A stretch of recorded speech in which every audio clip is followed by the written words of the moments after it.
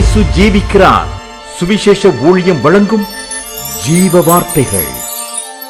கிறிஸ்துவுக்குள் பிரியமானவர்களே, ஆண்டவராகிய இயேசு கிறிஸ்து நாமத்தில் உங்களை யாவரையும் அன்போடு வாழ்த்தி வரவேற்கிறோம். இயேசு ஜீவிக்கிறார் ஊழியத்தின் சார்பாக ஜீவ வார்த்தைகள் நிகழ்ச்சிக்கு வந்திருக்கும் உங்களை கர்த்தர் ஆசீர்வதிப்பாராக. ஒவ்வொரு வாரமும் இதே நேரத்தில் இந்த வார்த்தைகளை கேளுங்கள், அநேகரை கேட்க செய்யுங்கள். ஊழியத்திலே பயன்படுத்த விரும்பினாலும் எங்களுடைய வெளியீடுகள் தேவையானாலும் எங்களோடு தொடர்பு கொள்ளுங்கள். நாம் ஒருமித்து அவர் நாமத்தை உயர்த்துமாக. இந்த நாளில் தேவன் நமக்கு தருகிற வார்த்தையை நான் வாசிக்கிறேன், ஜெபத்துடன் கேளுங்கள். ஆமோஸ் தீர்க்கதரிசி புஸ்தகம் 9ஆம் அதிகாரம் 14ஆம் வசனம். ஆமோஸ் 9:14. என் ஜனமாகிய இஸ்ரவேலின் சிறையிருப்பை திருப்புவேன். அவர்கள் பாழான நகரங்களை கட்டி அவைகளில் குடியிருந்து திராட்சை தோட்டங்களை நாட்டி அவைகளுடைய பழரசத்தை குடித்து தோட்டங்களை உண்டாக்கி அவைகளின் கனிகளை புசிப்பார்கள். ஆண்டவருடைய வார்த்தை இந்த நாளிலே நமக்கு கொடுக்கப்படுகிறது. என் ஜனமாகிய இஸ்ரவேலின் சிறையிருப்பை திருப்புவேன். இந்த வார்த்தையில் கேட்கிற அன்பு நேச பிள்ளைகளே, ஆண்டவர் இஸ்ரவேல் ஜனங்களுடைய தம்முடைய ஜனத்தினுடைய சிறையிருப்பை திருப்புவேன் என்று சொல்கிறார். அப்படியானால் என் ஜனம் சிறையிருப்பின் அனுபவத்தில் இருக்கிறது, சிறைப்பட்ட அனுபவத்தில் இருக்கிறார்கள்.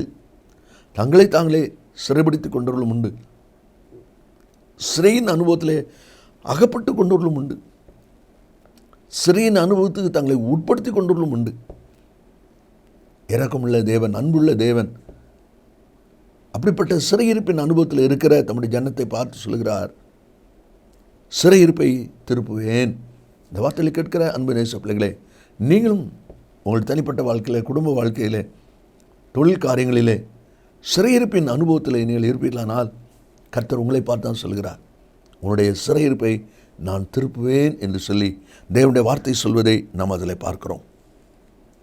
அருமையான கர்த்தருடைய பிள்ளைகளே, இந்த தேவனுடைய சிறையிருப்பை திருப்புதலின் இந்த அனுபவம் என்னுடைய வாழ்க்கையில் நடக்கணும் என்று சொல்லி நம்ம எல்லாருமே எதிர்பார்க்கிறது உண்மையான காரியம். யாத்திராகமம் 2ஆவது அதிகாரம் 23வது வசனத்தை நாம் வாசிக்கும்போது அதில் சொல்லப்பட்டிருக்கிறது, அவர்கள் அடிமைத்தனத்திலிருந்து முறையிடும் சத்தம் தேவ சந்நிதியில் வந்து எட்டினது. அவர்கள் முறையிடுகிற அந்த சத்தம் தேவனுடைய சந்நிதியிலே வந்து எட்டினது என்று சொல்லப்பட்டிருக்கு.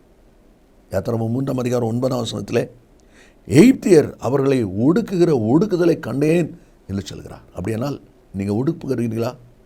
நீங்கள் ஒடுக்கப்படுகிறீர்களா? உங்களுடைய காரியம் கடினமாக நடத்தப்படுகிறதா?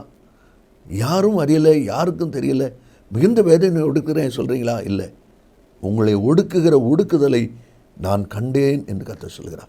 அப்படியானால் எந்த இடத்துல நீங்கள் காயப்படுறீங்களோ, வேதனைப்படுத்தப்படுறீங்களோ, சிறுமைப்படுத்தப்படுகிறீங்களோ, சிறையிருப்பின் அனுபவத்தில் வேதனை விட்டுருக்கீங்களோ, கர்த்தர் அதை கண்டேன்னு சொல்கிறார். ஆகினாலே அவர் உங்களை பார்த்து சொல்கிறார், உன் சிறையிருப்பை நான் திருப்புவேன். அப்படியானால் தேவனுடைய பிள்ளைகள் நாம் செய்ய வேண்டிய காரியம் என்ன? உபாகமம் 1:17 நமக்கு தெரிந்த வசனம், உங்களுக்கு கடினமாக இருக்கும் காரியத்தை என்னிடத்தில் கொண்டு வாருங்கள், நான் அதை கேட்பேன். இன்றைக்கி நாம் செய்ய வேண்டிய காரியம் என்ன? சிறையிருப்பை இருக்கிற ஜனங்கள் இந்த சிறையிருப்பின் அனுபவத்திலிருந்து தங்களை விடுவித்துக் கொள்வதற்கு அவர்கள் செய்திருக்கிற காரியங்கள் என்ன என்பதை வேதம் நமக்கு கற்றுக் கொடுக்கிறது. சில வசனங்களை வேகமாக வாசித்து நாம் ஜெபிப்போம். முதலாவது யோனா புஸ்தகம் 2ஆம் அதிகாரம் முதல் 2 வசனங்களை நாம் வாசிக்கும்போது அதில் சொல்லப்பட்டிருக்கிறது, அந்த மீன் வயிற்றிலிருந்து யோனா தன் தேவனாய கர்த்தரை நோக்கி விண்ணப்பம் பண்ணி, என் நெருக்கத்திலே நான் கர்த்தரை நோக்கி கூப்பிட்டேன், அவர் எனக்கு உத்தரவு அருளினார். நான் பாதாளத்தின் வயிற்றிலிருந்து கூக்கிலிட்டேன், நீர் என் சத்தத்தை கேட்டீர். என் நெருக்கத்திலிருந்து கர்த்தரை நோக்கி நான் கூப்பிட்டேன், அவர் எனக்கு உத்தரவு அருளினார் என்று சொல்கிறான். மீன் வயிற்றுக்குள்ளே தான் இருக்கிறான். ஆனாலும் ஒரு விசுவாச அறிக்கையை நாம் அங்கே பார்க்கிறோம். தனக்காக ஒரு ஜெபத்தை அவன் ஏறெடுக்கிறான். யோனா மீன் வயிற்றில் இருக்க வேண்டியவன் அல்ல. தேவனுடைய வார்த்தையை மீறி பயணம் பண்ணதுனால கர்த்தர் ஆயத்தமாக்கின ஒரு மீன் வயிற்றுக்குள்ளே போய் இருந்து கொண்டிருக்கிறான். அந்த மீன் வயிற்றுக்குள்ளே இருக்கிற அந்த சிறையிருப்பின் அனுபவத்தில் கர்த்தரை நோக்கி விண்ணப்பிக்கிறான். இந்த வார்த்தையில் கேட்கிற அன்பு நேச பிள்ளைகளே, ஆவியானவர் நமக்கு கற்றுக் கொடுக்க விரும்புகிற காரியம் என்ன? சிறையிருப்பை நாம் மாற்றுவேன் கர்த்தர் சொல்லியிருக்கிறார். அந்த சிறையிருப்பின் அனுபவம் மாற்றப்படும், திருப்பப்படும். ஆனால் என்ன நடக்கணும்? சிறையிருப்பில் இருக்கிற நீங்கள் கர்த்தரை நோக்கி பார்க்கணும். அதுதான் முக்கியமான காரியம்.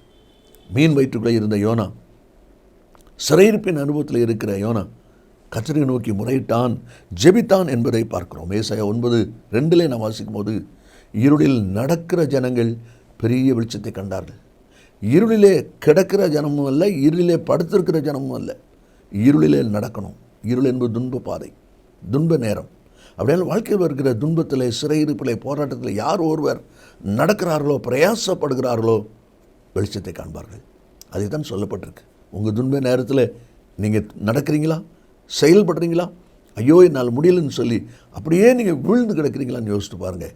இன்றைக்கி ஒரு தீர்மானம் பண்ணுங்க. அந்நாள் பல வருடங்கள் ஆலயத்தில் போய் அழுதா, கண்ணீர் விட்டா.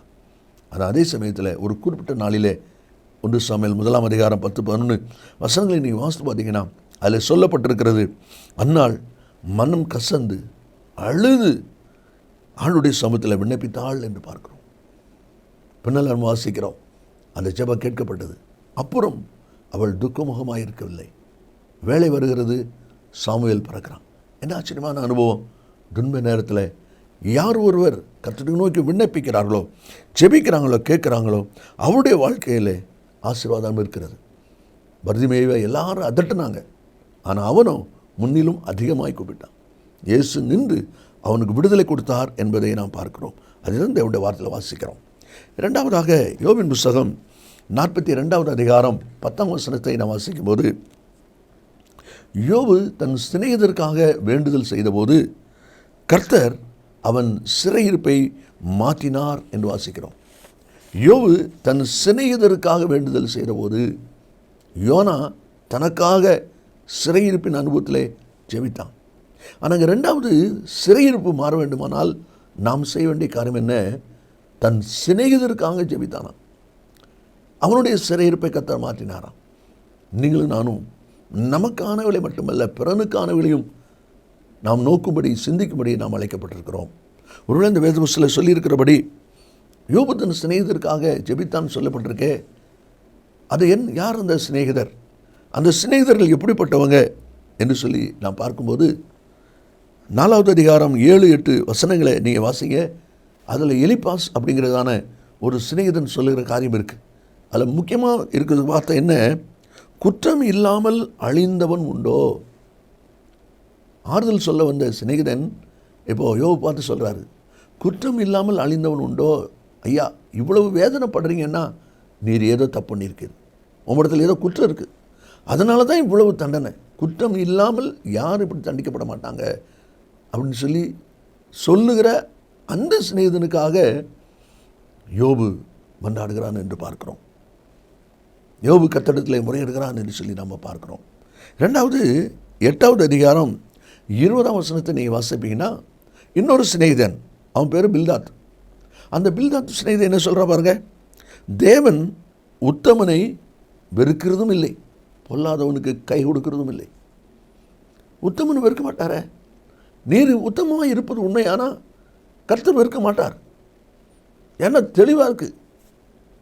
அப்போ நீர் ஏதோ தப்பு பண்ணியிருக்கிறீர், தேவன் எதிர்பார்க்கிற உத்தமம் இடத்துல இல்லை, அதனால தான் உங்களுக்கு இவ்வளோ பெரிய சிக்ஷைன்னு சொல்லி சொல்லுகிற அந்த பில்தாத் என்கிற சிநேகிதனுக்காக யோபு கர்த்தரை நோக்கி முறையிடுகிறான், வேண்டுதல் செய்கிறான். அதைத்தான் நான் வாசிக்கிறோம். 3வது இன்னொரு சிநேகிதர் யார்? சோப்பார், அவன் பேர். 11வது அதிகாரம் 3ஆம் வசனத்தை வாசிக்கும்போது, உம்முடைய வீம்பு வார்த்தைகளுக்குன்னு சொல்கிறான் பாருங்க. உம்முடைய வீம்பு வார்த்தைகளுக்கு, நீர் வீம்பான வார்த்தை தான் பேசுவீர், வீரமான வார்த்தை தான் பேசுவீர்னு சொல்லி, ஆக இந்த 3 பேருமே யோபை குறை சொல்லுகிற, குற்றப்படுத்துகிற, கூட கொஞ்சம் காயப்படுத்துகிற சிநேகிதராக தான் இருக்காங்க. அப்போ அந்த சிநேகிதருக்காக யோபு கர்த்தரிடத்தில் முறையிட்ட போது, விண்ணப்பம் செய்த போது கர்த்தர் அவன் சிறையிருப்பு மாறானா. இந்த 3 பேரை குறித்து யோபு என்ன சொல்கிறார் பாருங்க. 16வது அதிகாரம் 2ஆம் வசனத்தில், நீங்கள் எல்லாரும் அலட்டுண்டாக்குகிற தேற்றரவாளர். பார்த்தீங்களா? நீங்கள் எல்லாரும் அலட்டுண்டாக்குகிற தேற்றரவாளர். பார்த்தீங்களா? அப்போ இப்படிப்பட்டவங்க நீங்கள். அந்த அலட்டுண்டாக்குகிற அந்த மக்களுக்காக யோபு விண்ணப்பிக்கிறார். அதை கர்த்தர் கேட்கும்போது, கர்த்தர் அதை கவனிக்கும் போது யோபுடைய சிறையிருப்பு மாற்றப்படுகிறது. இந்த வார்த்தையில் இருக்கிற அன்பு நேச பிள்ளைகளே, யோபு தன் சிறையிருக்காக வேண்டுதல் செய்தபோது கர்த்தர் அவன் சிறையிருப்பை மாற்றினார். சிநேகிதர் என்றால் நன்மை செஞ்சவங்களும் பாடுக்கு கூட அனுபவித்தவங்களும் அவனுக்கு சந்தோஷமான காரியத்தை செய்தவங்களும் இல்லை. வார்த்தைனால் காயப்படுத்தி, வார்த்தைனால் வேதனைப்படுத்தி, வார்த்தைனால் நோக பண்ணினவங்க பார்த்தீங்களா. அப்போ அப்படிப்பட்ட அந்த சிநேகிதருக்காக அவன் வேண்டுதல் செய்தான். இன்றைக்கி உங்களுக்கு விரோதமாக பேசினவங்க, உங்களை காயப்படுத்தினவங்க, காரணம்லாம் உங்களை அழ பண்ணவங்க உங்களை சூழ்ந்திருக்காங்க இல்லையா, உங்கள் வேலை ஸ்தலத்தில் இருக்கிறாங்க இல்லையா, உங்களோடு கூட இருக்கிறாங்க இல்லையா, அவங்களுக்காக ஜெபம் பண்ணுறீங்களா? இப்படிப்பட்ட தன்னை காயப்படுத்தி வேதனைப்படுத்தி தன்னை நோக பண்ணின இந்த சிநேகிதருக்காக அவன் ஜெபித்த பொழுது கர்த்தர் அவன் சிறையிருப்பை மாற்றினார். அதே தேவன் உங்களுடைய சிறையிருப்பை மாற்றுவதற்கு அவர் ஆயத்தமாக இருக்கிறார். ஆனால் நீங்கள் அதை செய்ய வேண்டும் என்று சொல்லி ஆண்டவர் எதிர்பார்க்கிறார். இனி மூன்றாவது ஒரு அனுபவத்தை நாம் வாசிக்கும் போது, யாத்ராகமம் 3வது அதிகாரம் 7வது வசனத்தை நாம் வாசிக்கும் போது அங்கே சொல்லப்பட்டிருக்கிறது. கர்த்தர் சொல்லுகிற வார்த்தை கவனிங்க. ஏத்தில் இருக்கிற என் ஜனத்தின் உபத்திரவத்தை நான் பார்க்கவே பார்த்து ஆளோட்டிகள் நிமித்தம் அவர்கள் இடுகிற கூக்குரலை கேட்டேன், அவர்கள் படுகிற வேதனையும் அறிந்திருக்கிறேன். அப்படிங்களா, இஸ்ரவேல் ஜனங்கள் கர்த்தரை நோக்கி கூக்குரல் இட்டாங்களாம். அந்த கூக்குரல் தேவனுடைய சமூகம் எட்டினது என்பதையும் நாம் அதில் வாசிக்கிறோம். 2ஆம் அதிகாரம் 23ஆம் வசனத்தில் இஸ்ரவேலர் முறையீடு சத்தம் தேவ சந்நிதியில் எட்டினது என்று சொல்லப்பட்டிருக்கிறது. அப்போ கர்த்தருடைய சமூகத்தில் அந்த சத்தம் எட்டினதுனால அந்த ஜனங்களுக்காக கர்த்தர் இறங்கி தான் இந்த மோசேயை தலைவனாக ஏற்படுத்துகிறதையும் அவன் மூலமாய் கர்த்தர் கொண்டு வருகிறதையும் நாம் அங்கே பார்க்கிறோம். வார்த்தை கேட்கிற அன்பு நேச பிள்ளைகளே, நீங்களும் உங்களுடைய வாழ்க்கையில் இப்படிப்பட்ட நெருக்கடியான இக்கட்டான நிலைகள் வரும்போது கர்த்தரை நோக்கி நீங்கள் விண்ணப்பிப்பீர்களானால் நிச்சயமாக இது கேட்கப்படும். ஒரு சிலர் மனம் சலித்து போய் எங்கே ஜெபம் பண்ணுறது, ஜெபமே வரல, ஜெபம் பண்ணவே பிடிக்கலை, இப்படி சொல்கிற மக்களும் நிறைய பேர் இருக்கிறாங்க. ஒரு நீங்களும் அப்படிப்பட்ட ஒரு நபராக இருந்தால் இன்றைக்கு அந்த சிந்தையை மாற்றுங்க. ஏன்னா கர்த்தர் சொல்கிறாரு, உன் சிறையிருப்பை நான் திருப்புவதற்கு வந்திருக்கேன்னு சொல்கிறார். அப்போ அவர் சிறையிருப்பை திருப்ப ஆயத்தமாக இருக்கும்போது நாம் அதை சுதந்திரத்து கொள்ள வேண்டியது அவசியம் இல்லையா? யாத்திராகமம் 2ஆம் அதிகாரத்தில் 24வது வசனத்தை நான் வாசிக்கும் போது, தேவன் அவர்கள் பெருமூச்சை கேட்டார் என்று சொல்லப்பட்டிருக்கிறது. தேவன் அவர்கள் பெருமூச்சை கேட்டார். அதே தேவன் உங்கள் பெருமூச்சையும் கேட்கிற தேவன். அது மட்டுமல்ல, யாக்கோபோடு பிதாக்களோடு செய்த உடன்படிக்கையை நினைகூர்ந்தார். பிதாக்களோடு உங்களோடு கூட என்ன உடன்படிக்கை கர்த்தர் பண்ணியிருக்கிறார், அந்த உடன்படிக்கையும் அவர் நினைக்கிற தேவனாயிருக்கிறார். அதைத்தான் வாசிக்கிறோம். கடைசியாக ஒரு வசனத்தை வாசித்து நாம் ஜெபிப்போம். அப்போஸ்தலர் 16வது அதிகாரம் 25வது வசனத்தை நாம் வாசிக்கும் போது அங்கே விதமாய் வாசிக்கிறோம். நடுராத்திரியிலே பவுலும் சீலாவும் ஜெபம் பண்ணி தேவனை துதித்து பாடினார்கள். நடுராத்திரியிலே பவுலும் சீலாவும் ஜெபம் பண்ணி தேவனை துதித்து பாடினார்கள். இந்த பவுலும் சீலாவும் இப்போ என்ன நிலைமையில் இருக்கிறாங்க? சிறைச்சாலையில் இருக்கிறாங்க. ஒன்று அது மட்டும் இல்லை, அவருடைய கால்கள் தொழுமரத்தில் மாட்டப்பட்டிருக்கிறது. அவங்க எலும்பிலாம் போக முடியாது, அசைய முடியாது. அப்படிப்பட்ட ஒரு நெருக்கடியான நிலைமையில் மாட்டப்பட்டிருக்கிறாங்க. ஆனால் அந்த மாதிரி சூழ்நிலை அவங்க என்ன செஞ்சாங்களாம்? தேவனை துதித்து பாடினார்கள் என்று சொல்லப்பட்டிருக்கிறது. உங்களுடைய சிறையிருப்பின் மத்தியிலே வேத நெருக்கத்தின் அனுபவத்தில் இருக்கிற யார் யார் தேவனை துதிக்க ஆண்டவரை மகிமைப்படுத்த பலமுள்ளவர்களாக இருக்கிறாங்களோ அவருடைய சிறையிருப்பு மாற்றப்படும்.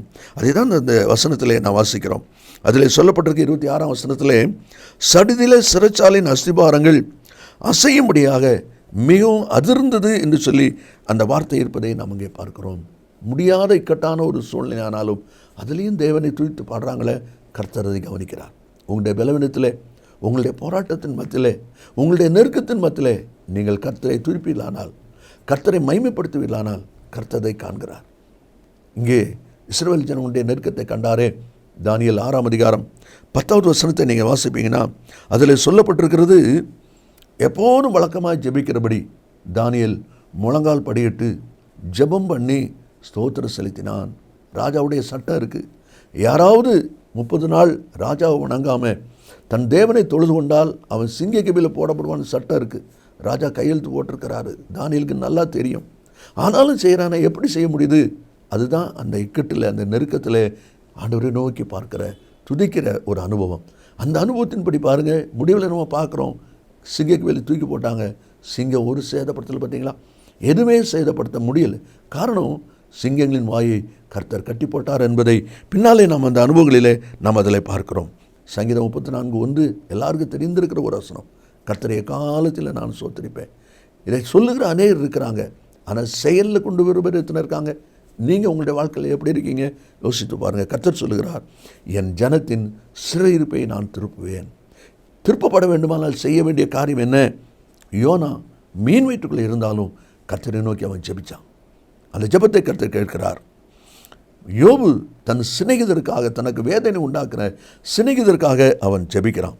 இஸ்ரவேலர் இடுகிற அந்த கூக்குரல் தேவ சமூகத்தில் வந்து எட்டினது. கடைசியாக அந்த நெருக்கத்தில் இருக்கிற பவுலும் சீலாவும் தேவனை துதித்து பாடினார்கள். இந்த அனுபவங்கள் இருக்கிறதுனால தான் சிறையிருப்பு மாற்றப்பட்டது. சிறையிருப்பு அனுபவில் இருக்கிற நீங்களும் கூட இந்த அனுபவத்தை உங்களுடைய வாழ்க்கையில் செயல்படுத்துவீர்களானால் உங்களுடைய வாழ்க்கையில் மாற்றத்தை பார்ப்பீர்கள். அவர் மாற்றம் செய்ய ஆயத்தமாக இருக்கிறார். அதை பெற்றுக்கொள்ள நாம் எத்தனை பேர் ஆயத்தமாக இருக்கிறோம்? நாம் செபிப்போம். இயேசு சீக்கிரம் வரப்போகிறார். நல்ல பிதாவே, நன்றியோடு துதிக்கிறோம். உங்களுடைய வார்த்தை ஆமென்றும் ஆமென் என்பதற்காக ஸ்தோத்திரம். இந்த வார்த்தை கேட்கிற ஒவ்வொரு பிள்ளைகளும் சிறையிருப்பின் அனுபவத்தில் நான் எவ்விதமாக இருக்கிறேன் என்பதை உணர்ந்து வார்த்தையின்படி கீழ்ப்படிந்து நன்மையை சுதந்தரிக்க உதவி செய்வீராக. இயேசுவின் நாமத்தில் பிதாவே, ஆமென் ஆமென். கர்த்தர் உங்களை ஆசீர்வதிப்பாராக. ஆமென். மேலும் விவரங்களுக்கும் உங்கள் ஜெப தேவைகளுக்கும் நீங்கள் எங்களோடு தொடர்பு கொள்ள வேண்டிய முகவரி: ஜீசஸ் லிவ்ஸ் காஸ்பல் மினிஸ்ட்ரீஸ், சகோதரர் John M Jeyaraj, 123A Dohnavur road, Mavadi, Nellai மாவட்டம், தென்னிந்தியா 627107. செல்போன் 9443113292.